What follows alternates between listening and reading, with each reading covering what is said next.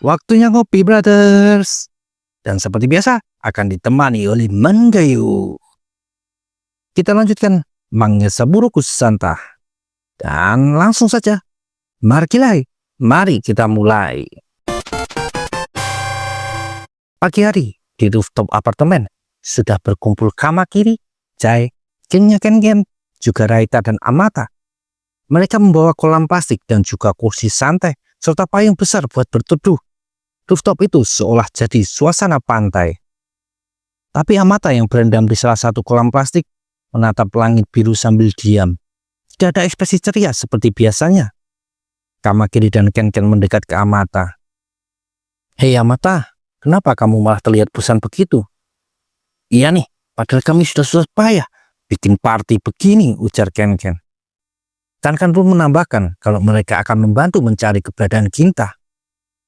"Mau kayak gimana juga, mereka sudah nyariin, tapi memang belum ketemu," kata Raita. "Ya, kita sudah melakukan semua yang kita bisa," sahut Amata. Lalu datang satu orang lagi, Hayato Bando, sambil membawa Travis. "Woi Hayato, mau ikut? Ini mereka yang pikir loh," kata Amata. Rombongan Susuran dan Kurotaki langsung teriak kaget bersamaan. "Hayato Bando, yang dari SMP Shiba?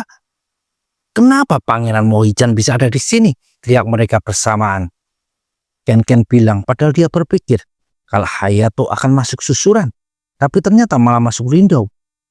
Kamakiri ngomong dia tidak menduga Hayato Bando akan tinggal di komplek apartemen ini. "Wah, kamu beneran terkenal ya Hayato," kata Amata.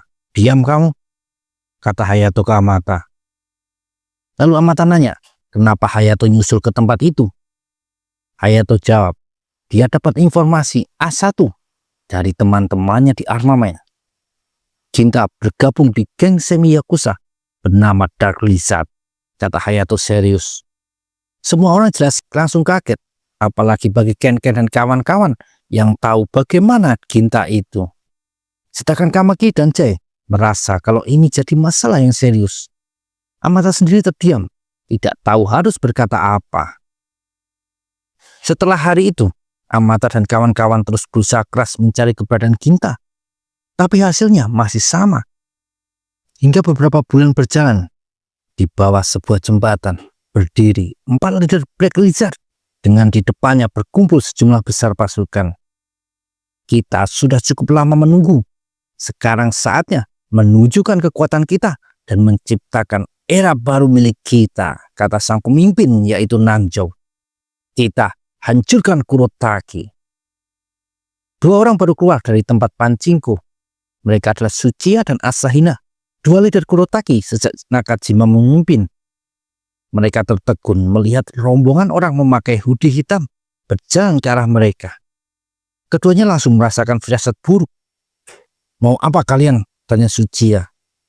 Tak ada jawaban, malah dari arah belakang juga berdatangan lebih banyak orang lagi. "Kalian dari geng atau sekolah mana?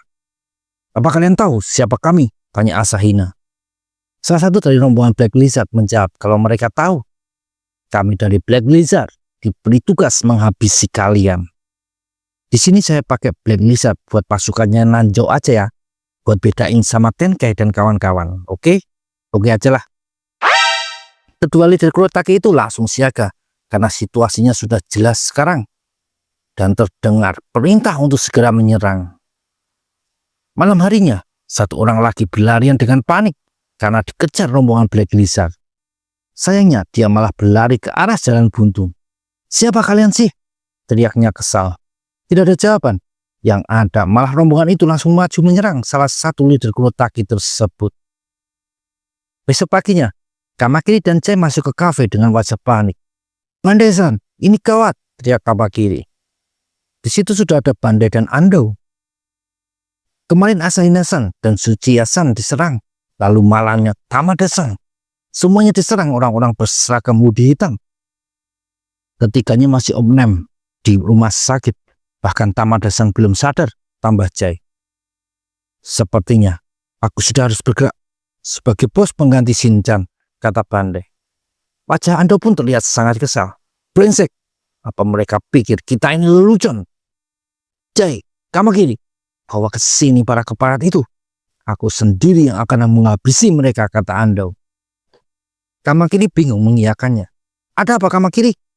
Apa kamu tidak mengerti? Mereka sudah mempermainkan kita, teriak Ando lebih keras lagi. Oi Ando, diam dulu. Aku paham kamu marah, tapi kita belum tahu siapa dalang di balik ini semua. Lalu mau nyari siapa? Sekarang kita cari tahu dulu informasi sebanyak-banyaknya, kata Bandai.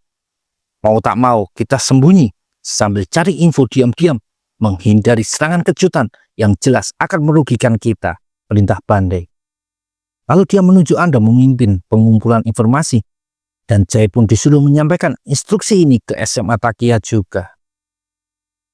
Di hari lain, lagi-lagi seorang leader Kurotaki kena hajar. Kali ini dari Yurikawa South.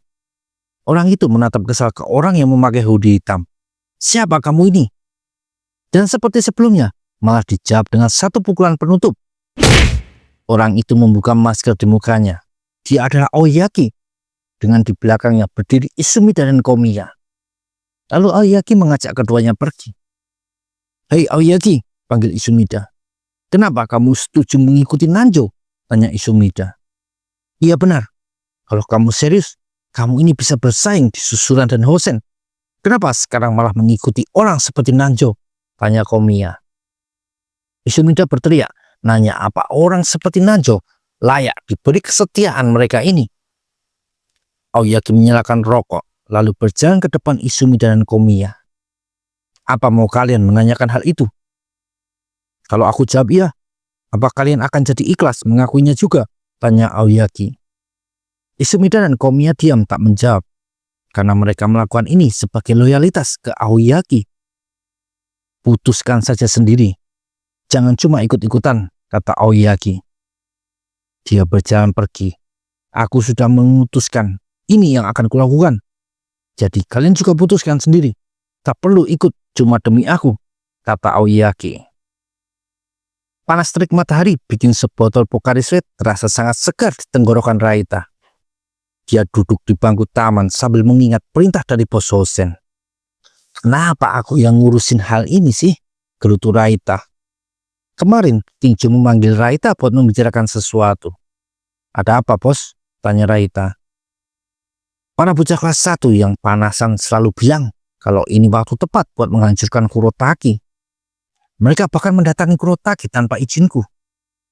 Bandai yang sekarang memegang Kurotaki sampai menundukkan kepala, minta gencatan senjata, setidaknya sampai generasi baru Kurotaki dibentuk.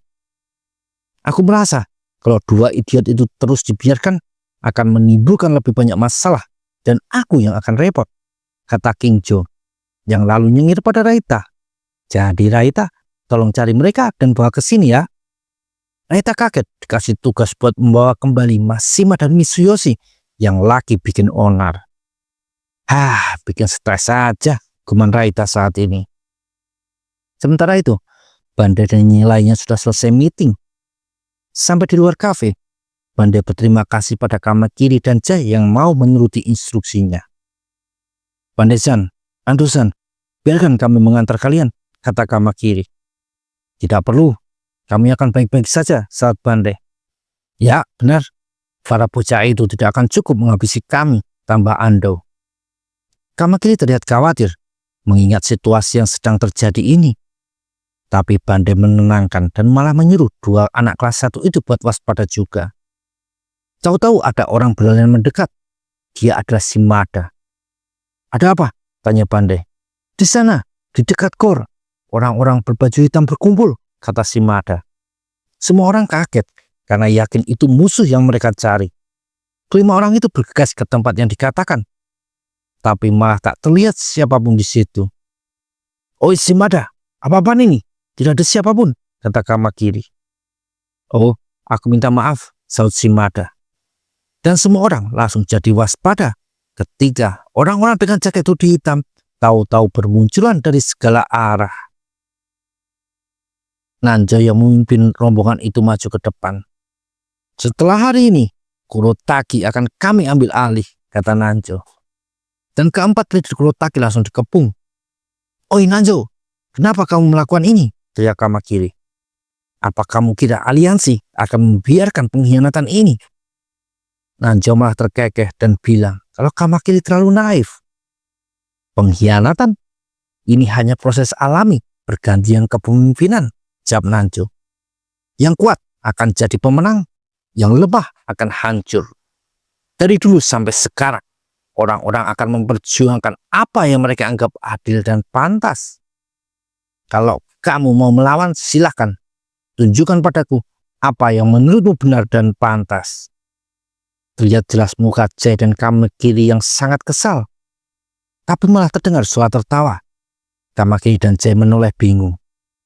Dia benar juga, Ando. Kita sudah lupa caranya bikin kekacauan, kata Bandai. Padahal dari dulu, seperti inilah Kurotaki. Ando tersenyum mendengarnya. Benar juga. Dulu aku dan Shinsuke juga melakukan hal yang sama ke Bulldog San dengan niat melengsarkannya, sahut Ando. Semua anak kelas 1 terdiam melihat dua orang kelas 2 ini tampak tenang di situasi yang berbahaya. Mari bermain, kata Bandai dan Ando. Kita cuma berempat akan melawan rombongan ini, tanya Kamakiri khawatir. Apa kamu takut? Aku justru bersemangat ini, kata Jay. Ngapain juga harus takut, sahut Kamakiri. Dan Bandai pun memimpin di depan, maju menerjang ke arah rombongan Black Lizard. Bandai menarik satu orang ke depan lalu ngasih bokom keras. Sedangkan Ando melompat tinggi dan menendang muka lawannya. Tak kalah dahsyat juga Jay dan Kamakiri dalam menyerang. Keberanian 4 orang itu bikin Isumida, Komiya, Shimada, dan Morimoto terpana tak percaya. Tapi Nanjo dan Aoyagi tetap tenang memperhatikan. Satu persatu anggota Black Lizard dihajar dengan brutal. Shimada jadi panik. Nanjo, kita tidak bisa diam saja. Harusnya kita ikut juga. Tapi Nanjo malah bilang kalau belum waktunya mereka bergerak. Kemarin malam di sebuah gudang ada Jet dan Lee, Masamune, Nanjo, Shimada, dan Morimoto. Juga tak ketinggalan Tenkai. Semua sudah di sini, Tenkai, kata Masamune. Lee maju sambil memegangi pinggang belakangnya yang bekas kena tusukan belatinya Kasumi. Dia dan sang kakak langsung berlutut di lantai di depan Tenkai. Maafkan kami telah mengacaukan semuanya. Lain kali, kamu pasti akan mendapatkan kepala si Kasumi itu. Jadi tolong beri kami satu kesempatan lagi. Tenkai dan lainnya diam melihat itu semua.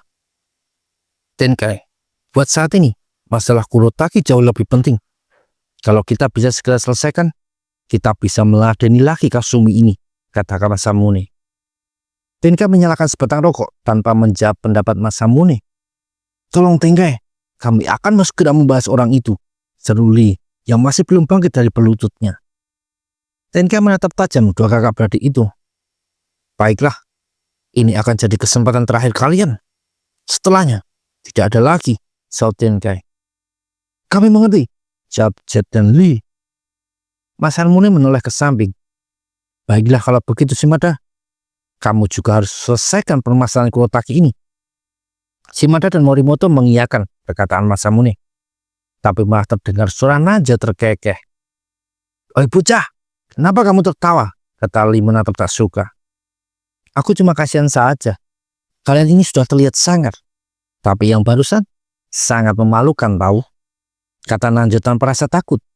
Lee dan Jet langsung emosi mendengarnya. Sedangkan Morimoto dan Shimada juga kaget. Nanjo bisa berani begitu.